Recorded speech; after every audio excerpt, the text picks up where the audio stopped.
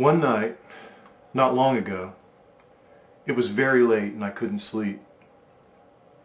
So I got dressed and took a walk and ended up on the side of town I rarely see. I spotted a small hole-in-the-wall grocery store that appeared to be open, the kind of mom-and-pop place you just don't see anymore. Hoping to find some coffee, I strolled in. The place appeared to be empty except for a middle-aged gray-haired clerk who seemed pleasant enough. As he poured my coffee and I reached for my wallet, I happened to glance down an aisle filled with newspapers and magazines. To my utter astonishment, there she was, sitting on the floor, wearing blue jeans, her long hair pulled back, cup of coffee in one hand, twirling a pair of sunglasses in the other, totally absorbed in some magazine. I froze. For what seemed like a lifetime, I debated what to do. For many years now, I thought she was on the other side of the country, or the other side of the world for that matter.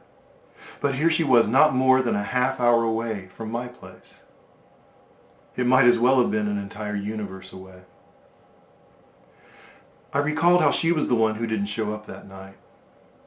It was clear what her choice had been. There was no note, no message, no girl, just an empty bridge. Were the gods giving me a second chance? Was it in my hands now? Maybe she just panicked on that cold night so long ago. Perhaps her life was different now, and she just might be open to starting over again. Suddenly, the clerk handed me my coffee and my change. I was jolted back to the present reality of my life as it had become. And what about her life now? Then it occurred to me. Perhaps she could see something I could not. Perhaps she understood better than I that our time together was exactly what it was meant to be. A brief interlude, an intersection, a crossroads, one of the many threads that make up the larger whole of our lives.